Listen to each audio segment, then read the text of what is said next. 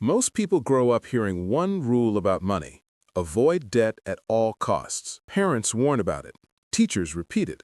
Financial advice online often treats debt like a financial disease. But here's the uncomfortable truth. Some of the wealthiest people, companies, and investors in the world use debt all the time. Banks use it. Corporations rely on it. Real estate investors build entire portfolios with it. So if debt is always bad, why do the people who understand money the best use it so strategically? The answer is simple. Debt itself isn't the problem. How you use it is. To understand why people believe debt is dangerous, you have to look at how most people experience it. For many households, debt shows up in the worst possible forms: high-interest credit cards, payday loans, car loans that stretch finances, student loans that take decades to repay. These types of debt can trap people in cycles of interest payments that make it harder to build savings or invest. Credit cards, for example, often carry interest rates of 20% or more. When someone carries a balance month after month, the interest alone can cost thousands of dollars over time. In those situations, the advice, "debt is bad," actually makes sense. For many people, debt has been associated with stress, financial mistakes, and long-term obligations. So culturally, the message became simple: stay out of debt and you'll be safer financially. But while that advice protects people from harmful borrowing, it also ignores an important financial reality. Not all debt works the same way. In finance and economics, debt is best understood as a tool. Like any tool, it can either solve problems or create them. A hammer can build a house or break a window. The outcome depends on how it's used. Debt works the same way. That's why financial experts often divide borrowing into two categories: good debt versus bad debt. Understanding this difference is essential if you want to understand how debt builds wealth for some people while destroying it for others. Bad debt generally refers to borrowing money for things that lose value and don't produce income. These purchases are often purely for lifestyle or consumption. Common examples include high-interest credit card balances used for everyday spending, consumer loans for electronics or luxury goods, expensive purchases financed over long periods. The problem with this type of borrowing is simple. The item you bought usually depreciates, meaning it becomes worth less over time. Meanwhile, the loan itself continues to grow because of interest, so you're paying interest on something that is steadily losing value.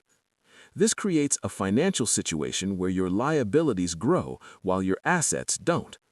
Over time, that imbalance can slow wealth building and reduce financial flexibility. That's why many people get stuck believing that debt is always bad. Their experience has mostly been with this kind of borrowing.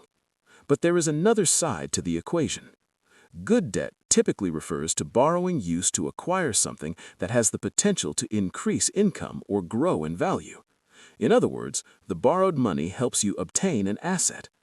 A classic example is a mortgage used to purchase real estate.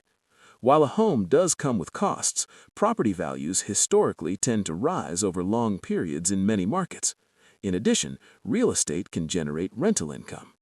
Another example is borrowing to start or expand a business. If the business becomes profitable, the revenue it generates can exceed the cost of the loan. Education can sometimes fall into this category as well, particularly when it significantly increases earning potential. The key idea behind smart debt versus bad debt is simple. Good debt helps you acquire something that creates future value. Bad debt usually finances something that consumes value. This leads to one of the most powerful concepts in finance: leverage. Leverage simply means using borrowed money to increase the potential return on an investment. Businesses use leverage constantly. For example, imagine an investor wants to purchase a rental property worth $200,000. Instead of paying the full amount in cash, they might put down $40,000 and borrow the remaining $160,000 through a mortgage. If the property generates rental income and increases in value over time, the investor benefits from the entire property, even though they only provided part of the capital. This is a simple example of using debt to build wealth through leverage. Companies use the same principle. A business might borrow money to open a new factory, launch a product, or expand into new markets. If the expansion increases revenue more than the cost of the loan, the debt helped accelerate growth. Leverage can amplify gains, but it must be used carefully, because if the investment fails, the debt still needs to be repaid. Many real-world wealth-building strategies involve responsible use of debt. Real estate investors often build portfolios using mortgages. Instead of saving for decades to buy properties outright, they finance multiple properties and use rental income to service the loans. Businesses frequently take loans to expand operations. A restaurant owner might borrow money to open a second location, expecting the additional revenue to exceed the financing costs. Entrepreneurs also rely on debt when starting companies. Loans can help cover equipment, inventory, or early operating expenses until the business becomes profitable. In each of these cases, the goal is not borrowing for consumption. It's borrowing to create something that produces value. So if debt can be useful, why does the belief that debt is always bad continue to spread? One reason is financial education gaps. Many people are taught how to avoid financial mistakes, but not how financial systems actually work. Another reason is emotional experience. Someone who has struggled with credit card debt or predatory loans may understandably view all borrowing negatively. And in fairness, caution around debt is often wise. Debt magnifies outcomes. Used poorly, it can deepen financial problems. Used carefully, it can accelerate progress. Because of this dual nature, the simplest advice became, avoid it entirely. But that oversimplification hides an important truth. The real question is not, is debt bad? The real question is, what is the debt being used for?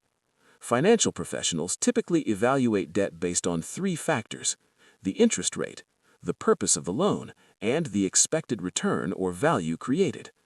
A useful rule to remember is this: if borrowing helps you acquire an asset that generates more value than the cost of the debt, it can be financially beneficial. But if the debt only finances consumption while charging high interest, it usually works against you. Understanding this difference is what separates smart debt from harmful debt. Debt has never been purely good or purely bad. It's a financial tool that can either slow you down or move you forward. The difference isn't the debt itself. The difference is how intelligently it's used.